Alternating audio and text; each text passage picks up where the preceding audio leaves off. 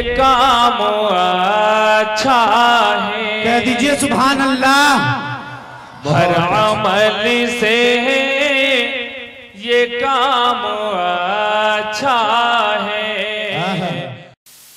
हर अमल से ये काम अच्छा है। कह दीजिए सुभान अल्लाह। हर अमल से ये काम अच्छा है। आइए हजरात, हम इस कड़ी को आगे ना बढ़ाते हुए हमारे सामने एक अजीमुल मर्तबत खतीब, जिसको कहा जाए सहरसा जिला की इज्जत व आबरू और हमारे इलाके की आन बान शान और मिल्लत का तर्जमान, बेहतरीन मुदर्रिस, बेहतरीन मुंतजिम जनाब हजरत मौलाना मुफ्ती आसिम नसीम मज़ाहिरी साहब, उस्ताद मदरसा इस्लाहिया शाहपुर सहरसा, जो डाइस पर मौजूद हैं, हम बड़े अदब के साथ गुजारिश करते हैं कि आप तशरीफ लाएं। खैर कलाम मा क़ल्ला व दल्ला की रोशनी में खिताब फरमाकर हम तमाम सामाईन को इस्तिफादा का मौका इनायत फरमाएं। अल्हम्दुलिल्लाहि व कफ़ा व सलामुन अला इबादिहिल्लज़ीना इस्तफ़ा, अम्मा बाद। फ़अऊज़ु बिल्लाहि मिनश शैतानिर रजीम, बिस्मिल्लाहिर रहमानिर रहीम। या अय्युहल्लज़ीना आमनु उदखुलू फ़िस्सिल्मि काफ़्फ़ा व क़ाल तआला इन्नद-दीन इंदल्लाहिल इस्लाम, सदक़ल्लाहुल अज़ीम। व क़ाल अन्नबिय्यु सल्लल्लाहु अलैहि वसल्लम बुनियल इस्लामु अला ख़म्सिन शहादति अल्ला इलाहा इल्लल्लाह व अन्ना मुहम्मदर रसूलुल्लाह व इक़ामिस सलाह व ईताइज़ ज़काह व हज्जिल बैत व सौमि रमज़ान, औ कमा क़ाल अलैहि सलातु वस्सलाम। मुअज़्ज़ज़ सामीन किराम, मुहतरम उलमाए इज़ाम, ये जलसा जो बउनवान पयामे इंसानियत के नाम से मौसूम है, पयामे इंसानियत का मैं सफ़र वहीं से शुरू करूँगा जहाँ से हमारे मज़हब इस्लाम का सफ़र शुरू होता है। और वो जगह गारे हिरा है। गारे हिरा में नबूवत से पहले अल्लाह के नबी हमारे आका मुहम्मदुर रसूलुल्लाह सल्लल्लाहु अलैहि वसल्लम इबादत किया करते थे। और एक दिन ऐसा आया कि वहीं पर आप सल्लल्लाहु अलैहि वसल्लम को नबूवत अता की गई। जब पहली मर्तबा आप पर वही उतरी और नबूवत की दौलत से सरफराज किया गया, नबी का ताज पहनाया गया, तो डरते हुए, घबराते हुए नबी करीम सल्लल्लाहु अलैहि वसल्लम अपने घर पहुंचते हैं। काफ़ी घबराहट होती है। उस वक्त आपकी बीवी हमारी अम्मा जान हज़रत खदीजा रज़ी अल्लाह ताला अन्हा आपको कुछ तसल्ली के अल्फाज कहती हैं। मैं वहीं से अपनी बात शुरू करता हूँ। हज़रत खदीजा रज़ी अल्लाह ताला अन्हा आपको फरमाती हैं, आपसे कहती हैं कि आप मत घबराइए, अल्लाह आपको जलील और रुस्वा नहीं करेगा। और फिर कुछ बुनियादी सिफात बयान की। नबी करीम सल्लल्लाहु अलैहि वसल्लम की कुछ बुनियादी सिफात हज़रत खदीजा ने बयान की। पहली बात जो बयान की वो ये है कि आप बोझ को उठाते हैं, रिश्तों को जोड़ते हैं, मुफलिसों के लिए कमाते हैं, मेहमान नवाजी में आप बेमिसाल हैं, मेहमान नवाजी में आप बेमिसाल हैं, और मुश्किल वक्त में आप हक का साथ देते हैं। ये 4-5 चीजें जो हजरत खदीजा रज़ी अल्लाह ताला अन्हा ने उस वक्त गिनवाई, ये इतनी अहम चीज है जो एक मुसलमान के अंदर इस्लामी मिशन को नाफिज करने के लिए होनी चाहिए। जब ही हम एक मुकम्मल मुसलमान बन सकते हैं। एक मुकम्मल मुसलमान बनने के लिए मुकम्मल इस्लाम का हमारी जिंदगी में दाखिल होना जरूरी है। इस्लाम की बुनियाद के मुतालिक मैंने जो हदीस पाक पढ़ी आपके सामने, तो इस्लाम की बुनियाद सिर्फ 5 चीजें हैं। बिल्कुल हक है, हक बजानिब है, लेकिन ये इस्लाम की बुनियाद, इस्लाम पर ही इनकी बुनियाद, ऐसा नहीं कि इस्लाम की बुनियाद सिर्फ यही 5 चीजें हैं। इन 5 चीजों पर इस्लाम की बुनियाद है, यही 5 चीजें इस्लाम की बुनियाद नहीं है। समझ गए? इन्हीं 5 चीजों पर, इन 5 चीजों पर इस्लाम की बुनियाद है, यही 5 चीजें इस्लाम की बुनियाद नहीं है। कोई शख्स सिर्फ नमाज पढ़ ले, रोजा रख ले, हज कर ले, ज़कात अदा कर दे, वो मुकम्मल मुसलमान नहीं हो सकता जब तक के पयाम इंसानियत पर अमल न कर ले। पयाम इंसानियत, हमारे नबी के अखलाक हमें अपनी जिंदगी में उतारने चाहिए। जो नबी के अखलाक हैं वही पयाम इंसानियत है। मेरे अजीज साथियों, हजरत खदीजा के पहले अल्फाज अल्लाह के नबी के मुतालिक यही थे। ये नहीं कहा कि अल्लाह के रसूल आप नमाज पढ़ते हैं, आप रोजा रखते हैं, आप हज करते हैं, अल्लाह आपको कभी रुसवा नहीं करेगा, बल्कि हजरत खदीजा ने आपके अखलाक गिनवाए कि अखलाक की बुनियाद पर अल्लाह कभी आपको रुसवा नहीं करेगा। बहुत ही उम्दा बात है।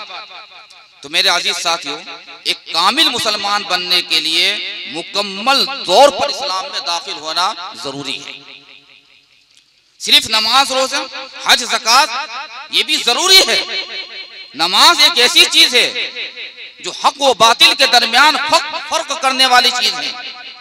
रोजा बहुत जरूरी चीज है, रोजा फर्ज किया गया है, हज फर्ज किया गया है, ज़कात फर्ज की गई है, कलिमा शहादत का पढ़ना फर्ज है, तभी हम मुकम्मल इस्लाम में दाखिल हो सकते हैं।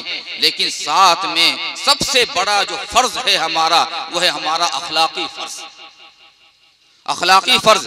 इसलिए कुरान पाक में अल्लाह ने फरमाया, या अय्युहल्लज़ीना आमनुदखुलू, कि ईमान वालो तुम इन 5 चीजों के जरिए से ईमान में दाखिल हो गए, जरा अपने अखलाक संवार कर इस्लाम में भी दाखिल हो जाओ और मुकम्मल मुसलमान बन जाओ। मेरे अजीज साथियों, आज एक जमीन खरीदिए आप, उस जमीन खरीदने के बाद क्या उसमें कोई रहना शुरू कर देता है जमीन में? उस जमीन को खरीदने के बाद आपको बुनियाद डालनी होगी। बुनियाद डालने के बाद भी इंसान उस जमीन पर नहीं रह सकता। उस बुनियाद पर आपको दीवारें खड़ी करनी होगी, खिड़की दरवाजे लगाने होंगे, छत की ढलाई करनी होगी, प्लास्टर करना होगा, लाइट का इंतजाम करना होगा, जिंदगी के और सहूलतें हासिल करने के लिए वॉशिंग मशीन खरीदना होगा, फ्रिज खरीदना होगा, पंखे खरीदने होंगे, एसी खरीदना होगा, तब जाकर एक मुकम्मल घर तैयार होता है। हमें भी मुसलमान बनने के लिए सर से पांव तक नबी के अखलाक में ढलना होगा, तभी हम एक मुकम्मल मुसलमान बन सकते हैं। नबी के अखलाक में जब हम ढलेंगे सर से लेके पांव तक, तभी हम एक मुकम्मल मुसलमान बन सकते हैं। वरना तो जिस तरह बगैर छत का कोई घर नाकिस घर होता है, इसी तरीके से बगैर अखलाक का मुसलमान एक नाकिस मुसलमान होता है, वो कामिल मुसलमान नहीं हो सकता। मेरे अजीज साथियों, हजरत मौलाना मुफ्ती मोहम्मद रफी उस्मानी साहब का एक वाकया मैं पेश कर देता हूँ, जो मौलाना तकी उस्मानी साहब के भाई हैं, बड़े भाई हैं, पाकिस्तान के रहने वाले हैं। एक प्रोग्राम के सिलसिले में हजरत का फ्रांस जाना हुआ। जब फ्रांस पहुंचे तो जलसे के इख्तिताम पर सोचा कि कुछ मार्केट घूम लूं, फ्रांस की सरजमीन पर घूम लूं, यहाँ का बाजार भी देख लूं कि कैसा बाजार होता है। हजरत का गुजर हो रहा था, एक दुकान में दाखिल हुए तो देखा कि एक सरदार जी है वहां पर। तो सरदार जी ने आपको सलाम किया, अस्सलाम वालेकुम। उनकी जबान से लगा हजरत को कि ये पाकिस्तान के रहने वाले हैं। हजरत ने पूछा कि आप कहां से हैं? कहा कि मैं पाकिस्तान से हूं। वो सरदार जी थे, सिख थे। तो बातचीत होने लगी, लेकिन वो इस्लाम की स्टडी करके, इस्लाम की पढ़ाई करके काफी मुतासिर हो चुका था। वो सरदार, वो सिख जो है काफी मुतासिर था इस्लाम से, और किसी की तलाश में था कि जो मुझे इस्लाम सिखाए और मुझे इस्लाम में दाखिल कर ले। उसने ये अपनी ख्वाहिश का इजहार मुफ्ती रफी उस्मानी साहब के पास बयान किया। हजरत से जाहिर की ख्वाहिश, तो हजरत ने उसको कलिमा पढ़ा दिया। कलिमा पढ़ाने के बाद उसको फरमाया कि अब तुम मुसलमान हो चुके हो, अब तुम मुसलमान हो चुके हो। उसी वक्त वो सरदार गुस्से में आ गया, देश में आ गया, कहा कि हजरत मैंने आपको इस्लाम में दाखिल करने के लिए कहा था, मुसलमान बनाने के लिए नहीं कहा था। कहा कि ऐसा कैसे हो सकता है भाई, कोई शख्स इस्लाम में दाखिल हो और मुसलमान ना हो। कहा कि हजरत मैंने इस्लाम को पढ़ा है, मुसलमान को नहीं पढ़ा। मुझे मुसलमान को पढ़ने की भी जरूरत है। जब मैं मुसलमान को देखता हूं तो मुझे इस्लाम समझ में नहीं आता, और जब मैं इस्लाम को देखता हूं तो मुझे मुसलमान समझ में नहीं आता। आज मुसलमानों का इस्लाम से ताल्लुक बिल्कुल खत्म है। मेरे अजीज साथियों, ये दीन जो फैला ये अखलाक की वजह से फैला।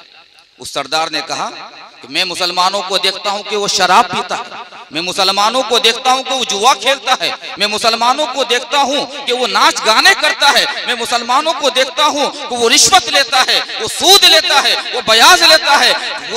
वो काम जो कुरान और हदीस में मना किए गए हैं, जो मैंने इस्लाम में पढ़ा है, लेकिन सारी चीजें इस्लाम के खिलाफ मुसलमान कर रहे हैं। मैं कैसे मुसलमान हो सकता हूँ? मुझे इस्लाम से मोहब्बत है लेकिन मुसलमानों से नफरत है। मेरे अजीज साथियों, आज पूरी दुनिया में इस्लाम फैला है तो नबी के अखलाक की बुनियाद पर फैला है। कोई शख्स ये नहीं कह सकता कि मैंने हजरत मौलाना जियाउल्लाह जिया साहब को नमाज अच्छी तरह पढ़ते हुए देखा इसलिए मैं मुसलमान हो गया, हजरत रुकू बहुत अच्छी तरह करते हैं, हजरत सजदा बहुत अच्छी तरह करते हैं, अरे हजरत के रोजे क्या कहने, अरे हजरत का तहज्जुद क्या पढ़ना, हजरत की इबादत क्या करना। कोई भी हमारी इबादत को देखकर मुसलमान नहीं हो सकता, हमारे मामलात को देखकर मुसलमान होगा।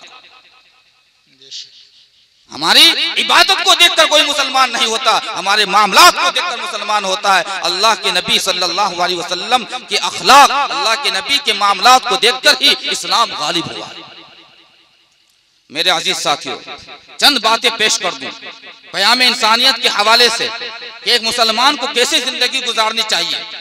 जो आम जिंदगी दुनियावी जिंदगी, मैं दीनी जिंदगी के हवाले से बात नहीं करूंगा, दुनियावी जिंदगी से हम लोग माल कमाते हैं। माल कमाना बड़ी अच्छी बात है, माल कमाना चाहिए। अपने मातहतों की निगरानी करना और उनकी जरूरियात को पूरा करना ये हमारा फर्ज है। एक माँ बाप पर फर्ज है कि वो अपनी औलाद का खर्च चलाए, एक शोहर पर फर्ज है कि वो अपनी बीवी का खर्च चलाए। ये सारी चीजें फर्ज है। माल कमाना अच्छी बात है। हजरत दाऊद अलैहिस्सलाम ने असलिहा बनाकर उसको फरोख्त कर कर अपनी जिंदगी बसर किया करते थे। हजरत औरंगजेब आलमगीर रहमतुल्लाह अलैह बादशाह के वक्त में ले लीजिए, टोपी बुनकर कुरान पाक की किताबत कर कर अपना खर्च चलाया करते थे। ये एक मुस्तहसन अमल है। हमें रोजी रोटी कमानी चाहिए लेकिन शरीयत के दायरे में रहकर कि क्या हराम है क्या हलाल है।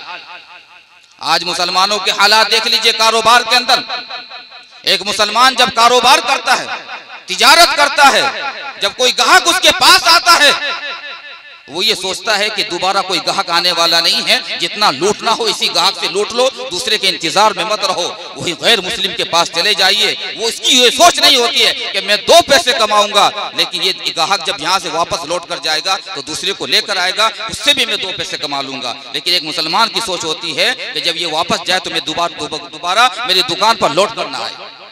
वो लौट कर जाता है मुसलमान की दुकान पर। ऐसे बुरे अखलाक हैं। मेरे अजीज साथियों, हमें इस्लाम ये नहीं सिखाता। हमें कारोबार का, तिजारत का तरीका इस्लाम सिखाता है। शरीयत की रोशनी में हम तिजारत करें, हम अपने माली मामलात को सही रखें।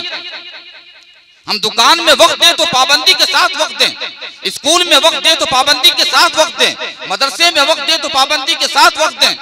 एक साहब आए, कहा कि दुकान के लिए मुझे लड़का चाहिए, दुकान के लिए लड़का चाहिए। मैंने कहा कि एक लड़का पहले से आपके पास मौजूद है, दोबारा क्यों चाहिए? कहा कि हजरत वो लड़का जो आपने दिया था, वो लड़का मोबाइल में लगा रहता है पूरे दिन, काम पर ध्यान नहीं देता है।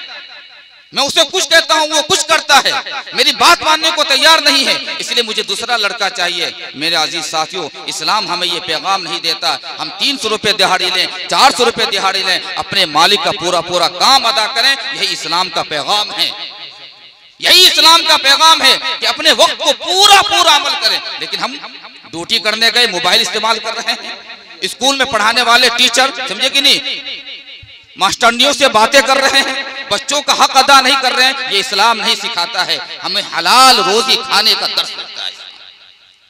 अपने माली मामलात को सही करें। इसी तरीके से मेरे दोस्तों, अपने पड़ोसियों के हुकूक को अदा करें। इस्लाम हमें यह सिखाता है। पड़ोसियों के बारे में इतने हुकूक बयान किए गए, इतने हुकूक बयान किए गए कि सहाबा किराम रज़ी अल्लाह ताला अन्हुम अजमईन को ये शुबा होने लगा कि कहीं पड़ोसियों का हक और हिस्सा इस्लाम में नाफिज ना हो जाए, कि मीरास में भी उनको हिस्सा ना मिलने लगे। ये हुकूक हैं। आज एक मुसलमान जब किसी गैर मुस्लिम के इलाके में बसने के लिए जाता है, लेकिन पूरी की पूरी बस्ती खाली हो जाती है कि एक मुसलमान आ गया हमारी बस्ती में। और एक जमाना वो था कि जब कहीं एक मुसलमान जाकर किसी बस्ती में बस जाता किसी जमीन पर, तो हमारे गैर मुस्लिम भाइयों की ख्वाहिश होती कि काश ये मुसलमान मेरा पड़ोसी होता, वो अपनी जमीन को बेच देता, अपने मकान को बेच देता और आकर मुसलमान का पड़ोसी बन जाता। कहता कि मुसलमान पड़ोसी हो तो ऐसा हो। आज हमें देखकर लोग नफरत कर रहे हैं। मेरे अजीज साथियों, हम लोग इस्लाम का मजाक उड़ा रहे हैं, इस्लाम का गलत पैगाम दे रहे हैं। ये इस्लाम का पैगाम नहीं है, ये इस्लाम का पैगाम नहीं है जो हमारे अंदर हमारे करैक्टर में है। आज हमारी दुकानें देख लीजिए, कारोबार का तरीका पहले लोगों से सीखिए। एक साहब दुकान चला रहे हैं, पूरे दिन में उन्हें कितना कमाना है उनकी कमाई हो चुकी। एक ग्राहक आता है कि मुझे एक टॉर्च दीजिए। सामने वाले दुकान को दुकानदार ने देखा कि सुबह से शाम हो गई है लेकिन एक भी ग्राहक उसकी दुकान पर नहीं आया। उसने कहा कि भाई टॉर्च तो मेरे पास है लेकिन मैं टॉर्च दूंगा नहीं, मेरी दुकान बंद करने का वक्त हो गया है। सामने एक दुकान खुली हुई है, सामने एक दुकान खुली हुई है, उसके यहाँ से ले लीजिए आप। ये थे मुसलमानों के अखलाक। मेरा अजीज साथियों, इसी तरीके से औलाद की परवरिश करना भी हमारा फर्ज मनसबी है कि हम अपनी औलाद की सही परवरिश करें। आज के दौर में जो औलाद हमारे सामने हैं, जो नौजवान लड़के हमारे सामने हैं, मैं कहा करता हूं कि मुझे सबसे ज्यादा समझे कि नहीं अफसोस और रंज होता है वो आइंदा के लिए होता है कि आइंदा आने वाली नस्ल को एक अच्छा बाप नहीं मिल सकेगा। आज की औलाद को देखकर ये महसूस होता है। आज तो अल्लाह का शुक्र है हमें बाप मिले हुए हैं, जिनके वालिदैन हयात से हैं वो उनकी कदर करें, जिनके वालिदैन हयात से नहीं है अल्लाह उनकी मग़फ़िरत फरमाए, अपने वालिदैन की कदर करें। मेरे दोस्तों, ये इस्लाम हमें सिखाता है, ये पैगाम हमें देता है इस्लाम। लेकिन आज क्या है कि वालिदैन की कोई कदर नहीं। वालिदैन बूढ़े हो चुके हैं, वो कमा नहीं सकते, परेशान हाल है वालिद, लेकिन कोई भी औलाद उसकी मिजाज पुरसी करने वाला नहीं है कि अब्बा दवाई की कमी है क्या, अब्बा पैसों की कमी है क्या, कोई खर्च देने को तैयार नहीं है। मेरे अजीज साथियों, सबसे ज्यादा इस्लाम का पैगाम और इस जलसे का पैगाम यही है, अपने अखलाक को संवारें, अपने किरदार को संवारें और एक मुकम्मल मुसलमान बने। इबादत के साथ अपने मामलात को भी सही करें। अल्लाह ताला हम सबको कहने सुनने से ज्यादा अमल की तौफीक अता फरमाए। व आखिर दावाना अनिल हम्दुलिल्लाहि रब्बिल आलमीन।